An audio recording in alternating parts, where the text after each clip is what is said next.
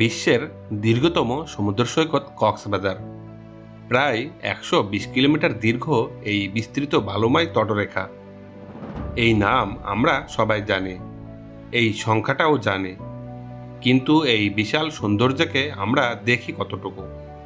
সাধারণত লাবণী, কলাতলি, সুগন্ধা, হয়তো হিমছড়ি, ইনানি বা পাটোয়াটেক পর্যন্তই আমাদের যাত্রা সীমাবদ্ধ থাকে। তবু প্রশ্ন থেকে যায়, এই 120 কিলোমিটার দীর্ঘ সমুদ্রতটের আসল রূপ কি শুধু এই পরিচিত অংশেই থেমে আছে? এই প্রশ্নের উত্তর খুঁজতেই শুরু করছি এক ভিন্ন পথ চলা। 5 দিন ধরে সমুদ্রের একেবারে গা ঘেঁষে হাঁটা, বালুর ওপর পায়ের ছাপ রেখে এই দীর্ঘ তটরেখাকে কাছ থেকে জানার চেষ্টা। এ যাত্রায় থাকবে না কোনো বিলাসবহুল হোটেল, নেই আরামদায়ক রিসোর্টের দেওয়াল, থাকবে খোলা আকাশের নিচে রাত যাপন, সমুদ্রের ধারে ক্যাম্পিং, নিজেদের হাতে রান্না আর ঢেউর সাথে একান্ত সময় কাটানো।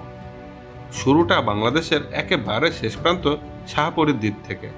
এই 5 দিনের বিচ হাইকিং আপনারা দেখবেন 5টি পর্বে, আর সেই ধারাবাহিক যাত্রার প্রথম অধ্যায় শুরু হচ্ছে আজ। আমাদের বিচ হাইকিং শুরু হবে টেকনাফের শাহপরীর দ্বীপ থেকে, কিন্তু তার আগে টেকনাফের ঐতিহাসিক মাথিনের কূপে একবার থেমে গেলাম। শত বছরের পুরনো সেই কূপ, যার সঙ্গে জড়িয়ে আছে এক অসমাপ্ত প্রেমের গল্প। সমুদ্রের পথে যাত্রা শুরুর আগে ইতিহাসের এই নীরব সাক্ষীকে এক ঝলক দেখে নিলাম আমরা।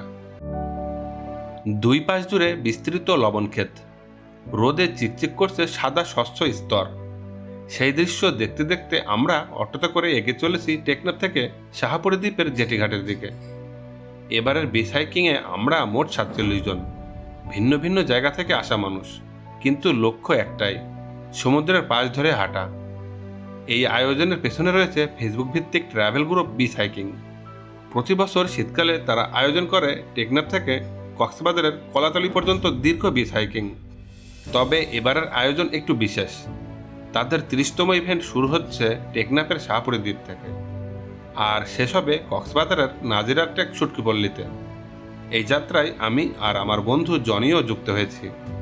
সবচেয়ে গুরুত্বপূর্ণ বিষয় হলো এই ইভেন্টগুলো সম্পূর্ণ নন কমার্শিয়াল, অর্থাৎ অংশগ্রহণকারীদের পেছনে যত খরচ হয় তার বাইরে অতিরিক্ত কোনো লাভ রাখা হয় না। আপনাদের সুবিধার্থে গ্রুপটির লিংক ভিডিওর ডেসক্রিপশন বক্সে দেওয়া থাকবে। জেটিঘাটে পৌঁছে আমরা সবাই একত্রিত হলাম। সামনে দাঁড়িয়ে আছেন এই ইভেন্টের হোস্ট শাহিন সাভাই। তিনি বুঝিয়ে দিচ্ছেন পুরো পথের পরিকল্পনা, কিভাবে হাঁটবো, কোন দিন কত দূর এগোবো, কোথায় বিশ্রাম নেব, আর কোন কোন বিষয়ে সতর্ক থাকতে হবে। সমুদ্রের দীর্ঘ পথ সামনে, তাই প্রতিটি নির্দেশনাই গুরুত্বপূর্ণ। দিক নির্দেশনা শেষ হতেই শুরু হলো দলীয় ছবি তোলার পালা। 47 জনের হাসি মুখে যাত্রার আগ্রহ আর উত্তেজনা স্পষ্ট। তারপর যে যার মতো করে ক্যামেরায় বন্দি করলাম মুহূর্তগুলো। জেটিঘাট, নৌকা, খোলা আকাশ আর দূরে নীলের রেখা, চারপাশের সৌন্দর্য একবার চোখ ভরে দেখে ঠিক এখান থেকেই শুরু হলো আমাদের প্রথম দিনের বিচ হাইকিং। শুরু হয়ে গেল আমাদের বিচ হাইকিং, জেটিঘাট থেকে শুরু হচ্ছে।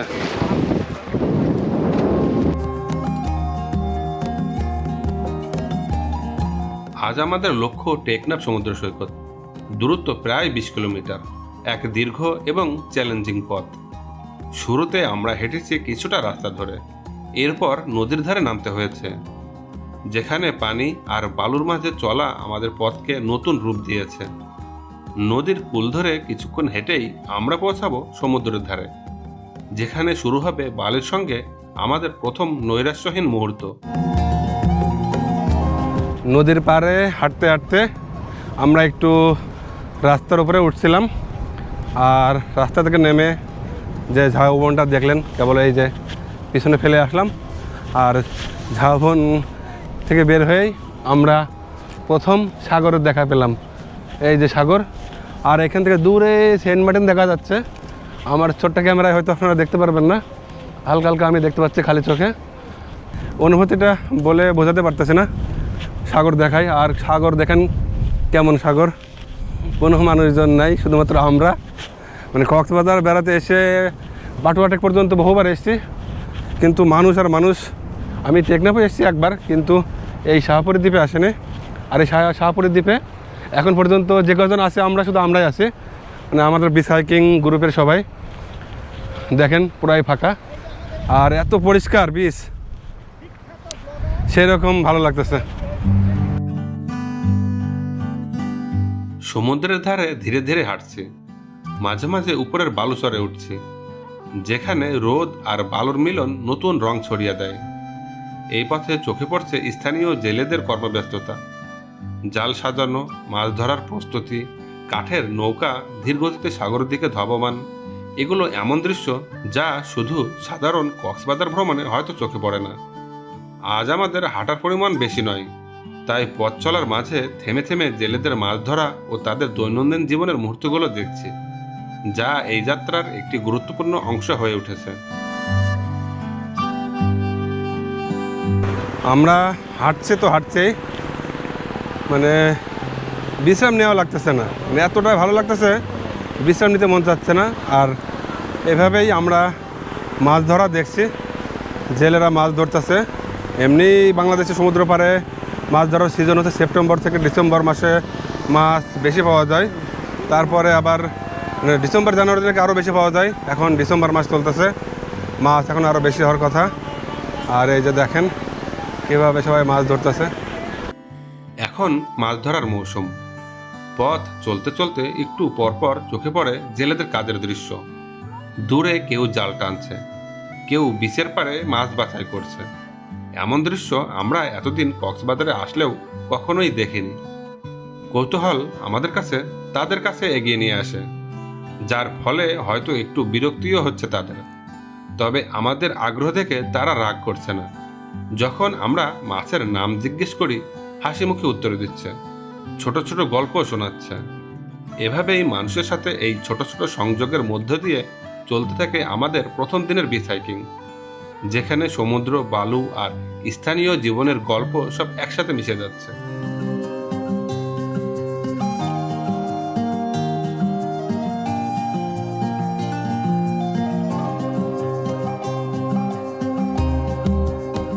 এই জায়গাটার পরিস্থিতিটা দেখেন, কত মাছ ধরা নৌকা বা ট্রলার, সাম্পানও বলে অনেকে। দেখেন সারি সারি সব বসানো রয়েছে।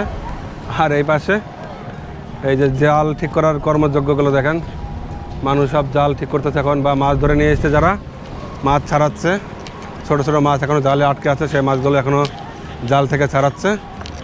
আর এই পাশে এই যে দেখেন, মানে কত নৌকা সারিবদ্ধভাবে রাখছে, বেশ দারুণ লাগছে। আর আমাদের গ্রুপের লোকজন অনেকটা পথ সামনে চলে গেছে, আমাদেরকে আবার তাদের ধরতে হবে, এই জন্য একটু দ্রুত পায়ে হাঁটছে আবার। কিন্তু জায়গাটা এত সুন্দর, মনে হচ্ছে এখানে আরও দাঁড়িয়ে ছবি তুলে।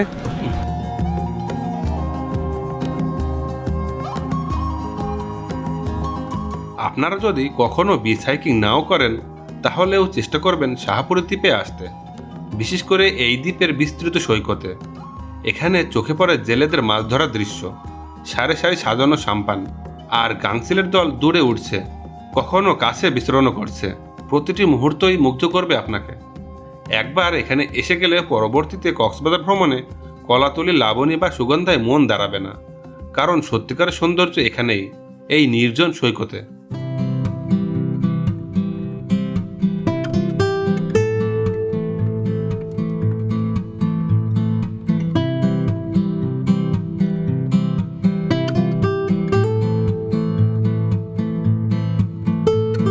সূর্য আমাদের মাথার উপরে প্রায় চলে এসছে, 1টা মতো বাজে। গরম লাগার কথা, ফলতা শার্ট পরে আছে, কিন্তু বাতাস প্রচুর, ঠান্ডা বাতাস, নোনা বাতাস, কষ্ট হচ্ছে না আর কি, খুবই ভালো লাগছে। আর এই পাশটা এই যে ঝাউবন দেখেন কেমন সুন্দর, শুধুমাত্র এই জেলেগুলো আর আমরা, আমাদের বিচ হাইকিংয়ের এই 47 জন, আর কোনো পর্যটক নাই এখানে। এখানে মানে আসলে কোনো পর্যটক আসেও না সেভাবে, খুব কম যারা আসে শাহপুরী দ্বীপ বা টেকনাফ ঘুরে যায়, কিন্তু এইসব জায়গাতে কেউ নামে না বা সময় ব্যয় করে না। আর এই জন্য এতটা পরিষ্কার রয়েছে এখনও।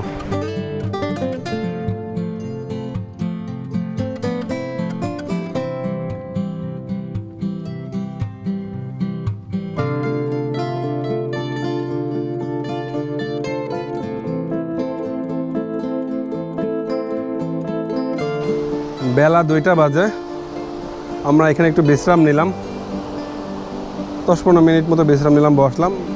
বিশ্রাম নেওয়া লাগতো না, তারপরে বসলাম। আমরা 2/3 চলে এসছে, আর মাত্র 2টা বাজে, যার কারণে একটু বিশ্রাম নিচ্ছে, হাঁটছি ধীরে সুস্থে। আর আপনাদের সাথে কথা বলার মূল উদ্দেশ্য এখন এটাই। আর এই জায়গায় যে সূর্যের পানির উপরে রিফ্লেকশন হচ্ছে, একটু দেখেন খেয়াল করে। ক্যামেরা সূর্যের বিপরীতে হয়তো একটু অন্ধকার দেখা যাবে, কিন্তু ভালো যেটা লাগছে মানে সেটা আমি ভাষায় বোঝাতে পারছি না আপনাদের। আমরা গ্রামে বাড়িতে পুকুর বা বিলে দেখেছি সূর্যের আলো পড়লে এরকম আসে, কিন্তু বিল তো সীমানা দেখা যায় এক মাথা থেকে আরেক মাথা, যার কারণে ওই বিলের সৌন্দর্য একরকম আর এই সাগরের সৌন্দর্যটা দেখেন, এটার সৌন্দর্য আরেক রকম, অন্যরকম সুন্দর।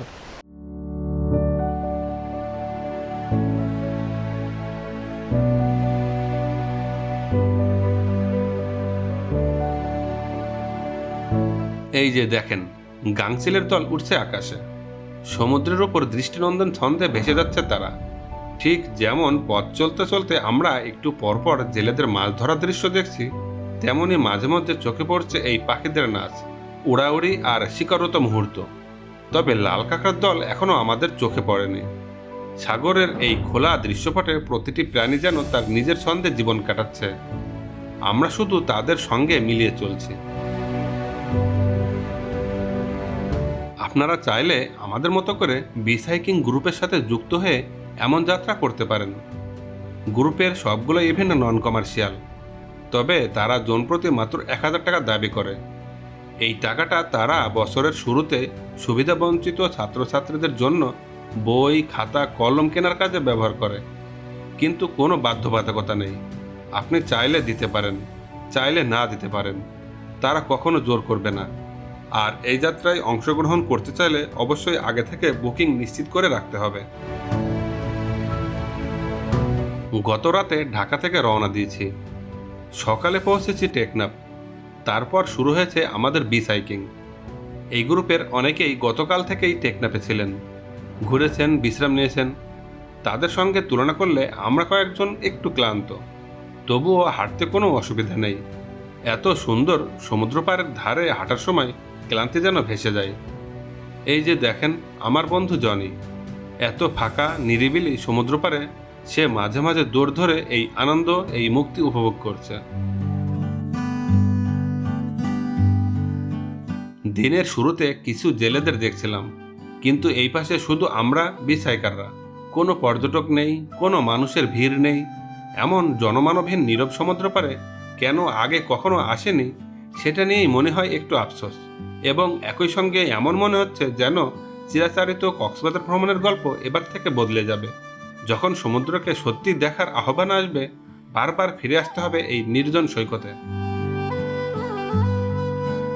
বেশ কিছুটা এগোনোর পর আমরা আবার চোখে পেলাম সারি সারি সাম্পান। এখানেই প্রথমবারের মতো লাল কাঁকড়ার ঝাঁক আমাদের নজরে এলো। এই যে দেখেন কাঁকড়ার দল কিভাবে ছুটছে। এই দৃশ্য ধারণ করতে আমাকে ক্যামেরা রেখে বেশ দূরে দাঁড়াতে হয়েছে, কারণ মানুষের চলাচলের শব্দে তারা মুহূর্তের মধ্যেই গর্তে লুকিয়ে পড়ে। এই সতর্ক দূরত্বের কারণে আপনাদেরকে দেখাতে পারছি কাঁকড়াদের প্রকৃতি রূপ, তাদের মুক্তি এবং খেলাধুলার ছন্দ।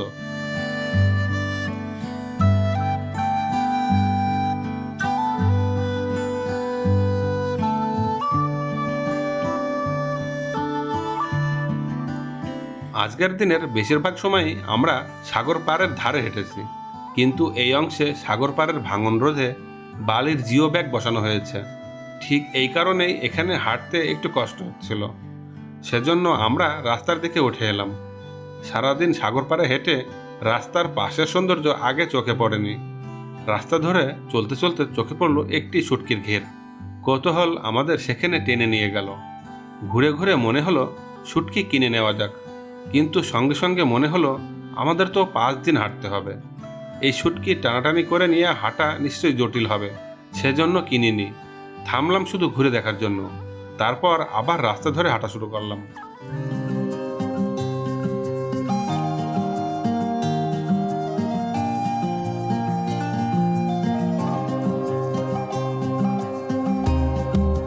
আপনারা এখন যে জায়গাটা দেখছেন সেটাই সাবরাং। সাধারণত কক্সবাজারের অন্যতম পরিচিত ও সুন্দর স্থান। রাস্তার দুই পাশে সারি সারি নৌকা বা সাম্পান রাখা থাকে, যেখানে স্থানীয়রা তাদের নৌকা মেরামত করে বা রং করে। কিন্তু শীতকালে নৌকাগুলোকে রাস্তায় তোলার প্রয়োজন হয়নি, সব কিছুই সাগর পাড়ে রেখে দেওয়া হয়েছে। আর এখান থেকেই আমরা আবারও নেমে গেলাম সমুদ্র পাড়ের দিকে, যেখানে বালু, পানি আর আকাশের একাকার দৃশ্য আমাদের পথ চলাকে আরও মনোমুগ্ধকর করে তুলেছে। হ্যাঁ, বিকেল 4:20 বাজে, শীতের সময়। এখন 4:20 মানে বিকেলই হয়ে গেছে। আর আমাদের শেষ গন্তব্য হচ্ছে শেষমেশ টেকনাফ সি বিচ। আর গুগল ম্যাপে এখান থেকে আমাদের সময় দেখাচ্ছে এখনও 15 মিনিট। আর এই যে দেখেন, সূর্য লাল রং ধারণ করতে শুরু করে দিয়েছে। দারুণ একটা দিন কাটলো। তবে আজকে 16ই ডিসেম্বর ছিল, সরকারি ছুটি। স্থানীয় অনেক মানুষ এখানে বেড়াতে এসছে। প্রথম দিকে সকালে কোনো মানুষজন ছিল না, কিন্তু এখন বেশ মানুষজন দেখা যাচ্ছে, চোখে পড়তেছে। একটু খেয়াল করেন।